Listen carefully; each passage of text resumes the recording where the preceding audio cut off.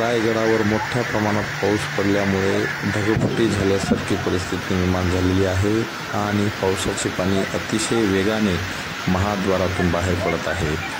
जाणकार असे सांगतात की इतिहासात पहिल्यांदाच इतक्या वेगाने महाद्वारातून पाणी येत आहे।